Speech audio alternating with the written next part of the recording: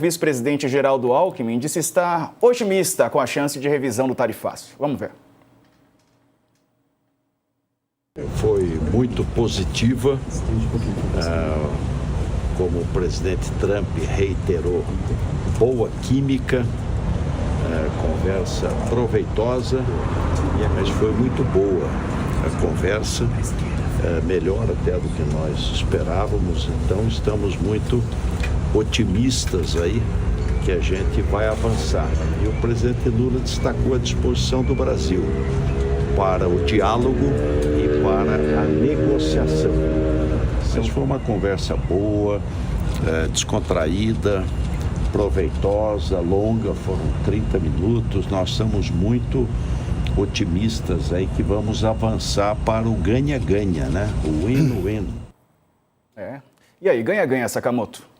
É interessante, na verdade, essa história do ganha-ganha, porque é o seguinte, o Trump, ele tem claramente, você vai pegar como é que funciona a negociação econômica dele com outros vários países, ele quer chegar, voltar para casa e mostrar para o público eleitor dele que ele venceu. O objetivo dele é esse, ele quer chegar e falar, eu venci. Né? E aí falar, eu venci trazendo espólios de guerra. Então você vai perceber, a Mari está nos Estados Unidos, ela está cansada de ver, quando acontece uma negociação com a Coreia, com o Japão, com a Indonésia, com a União Europeia, a comunicação da Casa Branca faz uma comunicação sobre espólios de guerra. Mas é basicamente o seguinte, trouxemos isso aqui. Aí olha, promessa do Japão investir centenas de bilhões de dólares em tantos anos na construção de fábricas nos Estados Unidos, promessa da Apple, blá, blá, blá, e tudo mostrando os espólios de guerra. Então, a questão é que, e o governo Lula sabe disso, os negociadores sabem disso, que para ter sucesso nesse processo, eles vão ter que pensar quais são os espólios de guerra que vão estar sendo negociados e colocados em cima da mesa, né?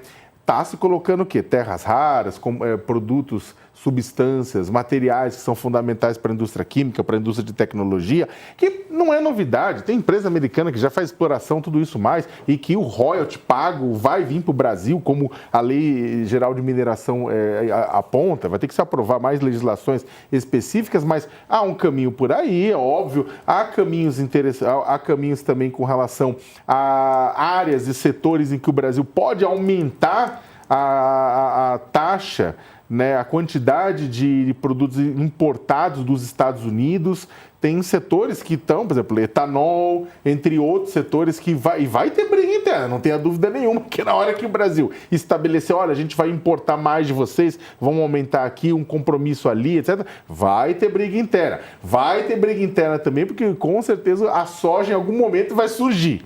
Por quê? Porque na hora que a China e os Estados Unidos começaram ao quiprocó entre eles, aquela escalada de tarifas, começou um movimento em que os compradores de soja chineses começaram a trocar os produtos dos Estados Unidos pelos do Brasil. E aí hoje você teve um boom de exportação de soja chinesa brasileira para a China, e os produtores norte-americanos estão possessos. Tanto é que os Estados Unidos agora vai abrir uma linha de financiamento de 10 bi de doletas para o pessoal que tá em crise por conta disso. Vai entrar na negociação também, mostrando que essa questão das tarifas é uma questão tridimensional, não é só uma linha reta Brasil e Estados Unidos, vai envolvendo outros países, interesses deles, etc.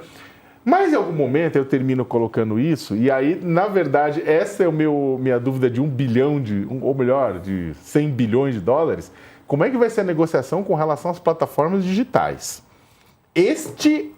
Esta é a grande pergunta. Por quê? Porque o Brasil pode colocar na mesa o seguinte, olha, a gente não vai agir de uma forma sacana com as plataformas, vamos agir com as empresas norte-americanas da mesma forma que a gente age com qualquer outra empresa. Pois bem, só que isso é bastante para as plataformas que apoiam o governo Trump desde a hora 1, ajudaram a financiar a festa de inauguração do governo, ajudaram a eleger o Trump? Esta é a pergunta. Com a União Europeia está tendo uma puta briga por conta disso, por conta da questão da regulamentação. O Brasil, a Austrália, o Canadá, a União Europeia, a Alemanha, especificamente da União Europeia, avançam de uma forma rápida buscando a regulamentação disso. E o governo norte-americano e as empresas norte-americanas de tecnologia não querem. Não querem. Então, eu acho que se eu tivesse que apostar no fim da linha, talvez esse seja um dos pontos de maior divergência ao final, sabe? Se o governo... Porque é o seguinte, aquela questão do Alexandre de Moraes sendo processado no Tribunal da Flórida, tudo isso mais, isso aí se resolve. A questão é outra. A questão é, a lei brasileira, a legislação brasileira permite suspender uma rede como foi o X, caso a rede não tenha representação no Brasil e descumpra a legislação nacional. E aí, como é que fica? Isso vai ser divertido de se ver.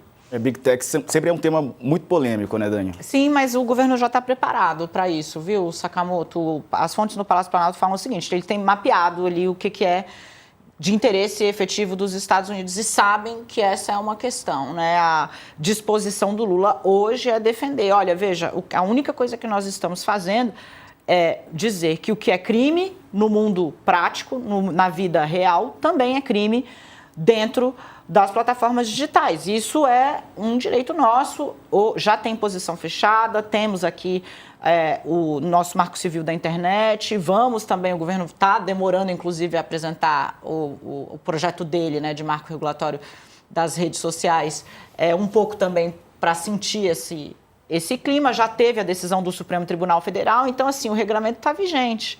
É um pouco isso, assim, e as plataformas já estão cientes disso desde que aconteceu. Tem algumas questões aí que eu acho que serão mesmo mais arestosas. Nesse momento, a disposição do Lula é de defender a autonomia do Brasil, de tratar desse assunto e tratar esse assunto como um assunto importante. E aí, veja, né, que conversou com um magnata também de redes sociais da China falando a mesma coisa, né? O presidente tem feito esse trabalho meio que de formiguinha, entre aspas, porque vai no Xi Jinping e fala sobre esse assunto. Conversa diretamente com o grande cara das redes sociais da China, defende a mesma posição, né?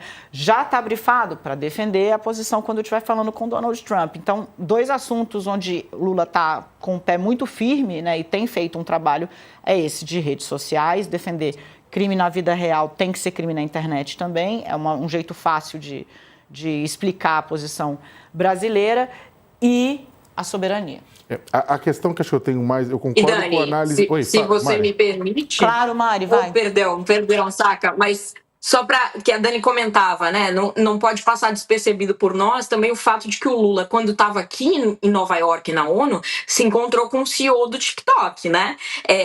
E no mesmo dia em que a Casa Branca anunciou o acordo para que o TikTok nos Estados Unidos fosse comprado por um empresário americano trumpista, muito próximo ao Trump, num arranjo e num acordo costurado pela Casa Branca, e do qual esse CEO fez parte. Quer dizer, então, quando o Lula diz a esse CEO do TikTok que ele defende uma regulação que proteja as crianças, mas sem ser draconiano, garantindo a liberdade de expressão conforme ela existe no Brasil, que aliás é diferente da americana, e esse é um ponto a esclarecer, né? Ele tá mandando um recado também para a Casa Branca, isso também chega lá, né? E o TikTok não tá nem um pouco separado em relação às demais Big Techs no assunto regulação, né? E o próprio CEO disse para o Lula que acreditava que sim, que todas as Big Techs, as redes sociais, precisariam, então, seguir essa regulação e que eles queriam, claro, transparência, regras que fossem, enfim, razoáveis, conversar sobre isso, né, interlocução com o governo, mas em nenhum momento houve aí algum tipo de estresse na linha de, bom, se tiver regulação vai ter sanção, enfim, isso saiu da mesa, né?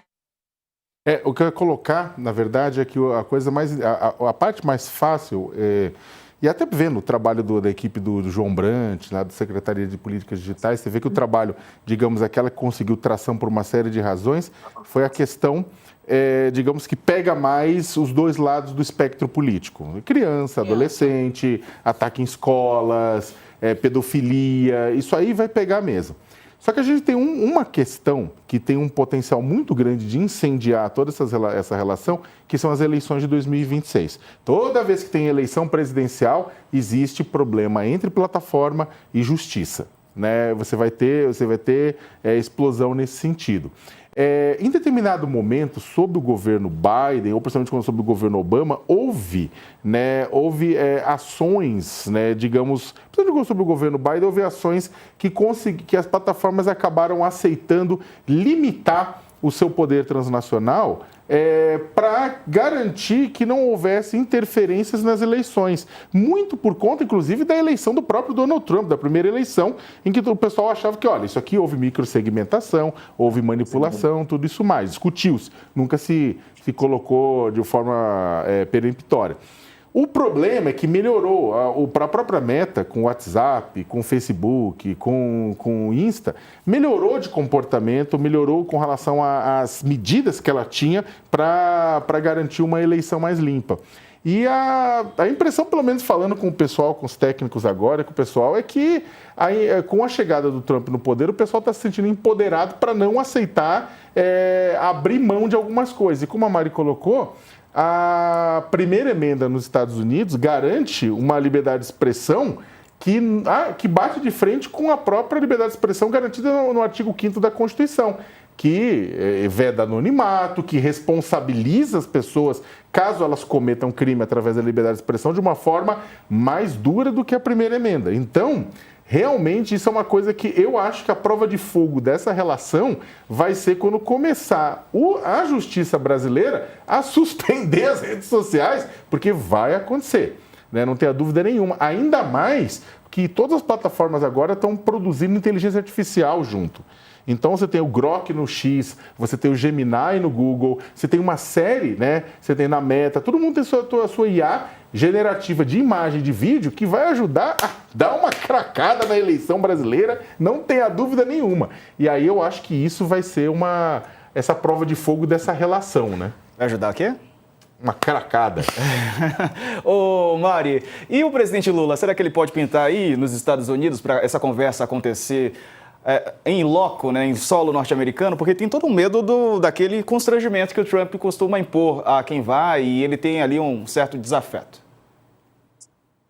Pois é, Diego, considerando ainda a necessidade de cautela e que se trata aí de uma distensão recente, mas as fontes com que eu conversei da diplomacia brasileira, que estão bem próximas dessa relação, elas acreditam que aumentou a chance de o Lula realmente vir a Washington fazer essa visita ao Donald Trump no Salão Oval mesmo. É claro que, aliás, foi bem engraçado, enfim, uma das pessoas com quem eu falei me disse que nem o próprio Trump seria capaz de garantir ao Lula que não vai haver nenhuma tentativa de humilhação, porque ele mesmo, Trump, muda de ideia a cada instante, né? Mas o ponto é, hoje, como estão dadas as relações, o fato de o presidente Trump ter pego o telefone, ligado para o Lula, ter feito esse movimento, faz com que uma visita ao Salão Oval perca essa conotação de submissão, de beija-mão, que foi uma coisa que o Trump usou muito nesse começo, inclusive, de governo, que foi criar essa romaria, né, de líderes para beijar sua mão ali no Salão Oval, enfim, sempre diante das câmeras, como ele gosta de fazer. É claro que o cerimonial do Planalto, por exemplo, teria que consertar isso muito bem com a Casa Branca, para deixar claro quanto tempo de câmeras ligadas poderia haver na reunião entre os dois, algo de que o Trump não abriria a mão, naturalmente, mas hoje o entendimento dos diplomatas é que, sim, existe uma possibilidade de que Lula aceite, sim, vir aqui e fazer essa visita, já que houve esse convite dessa maneira, enfim, de uma forma cordial, no estado de cordialidade das relações, em que sequer se falou de Bolsonaro, não houve troca de nenhum tipo de, enfim, acusação, insulto, quer dizer, então as relações estão em outro patamar, um patamar adulto entre dois homens de quase 80 anos, como o Lula bem disse, né? E para além disso, a aposta dos diplomatas é a seguinte: se o Trump tentar fazer alguma coisa, como fez com o líder sul-africano Cyril Ramaphosa, por exemplo, de tentar passar ali fake news no Salão Oval, constranger de alguma maneira, a resposta do Lula seria tão dura em defesa da soberania nacional, e esse discurso da soberania colou tanto para o Brasil, para o próprio governo Lula, caiu tão bem, né, para o Lula, aumentou tanto a popularidade dele, que o Trump basicamente o reelegeria se fizesse isso. Então, esse é o entendimento da diplomacia. Olha, também não há o que temer, porque o Lula responderia de uma maneira em que sairia maior caso o Trump fizesse algum tipo de gracinha. Agora, é diferente, por exemplo, da situação do ucraniano Zelensky, que depende de ajuda financeira há anos de Washington, que é visto como alguém que, por Trump, como alguém que está tirando vantagem, né? O Trump tem muito ressentimento em relação àqueles países aos quais ele financiou militarmente, e a gente pode incluir, inclusive, a Europa nisso, né? Ele fala de um jeito com certo desprezo por esses países que, enfim, usaram armamento americano e tal. Nada disso tem nada a ver com o Brasil, né? O Brasil não depende de dinheiro americano, não dependeu nunca e não está dependendo agora. Portanto, a relação de forças é outra e por isso mesmo os diplomatas brasileiros hoje acham que não é uma ideia estapafúrdia, por exemplo, que o Lula venha assim ao Salão Oval. Agora, o mais provável é que talvez eles façam um primeiro encontro aí num terceiro país, a própria Malásia, para onde vão os dois agora no fim de outubro. Agora a ver, né? A ver como é que isso vai caminhar, inclusive tendo o Rubio aí na interlocução.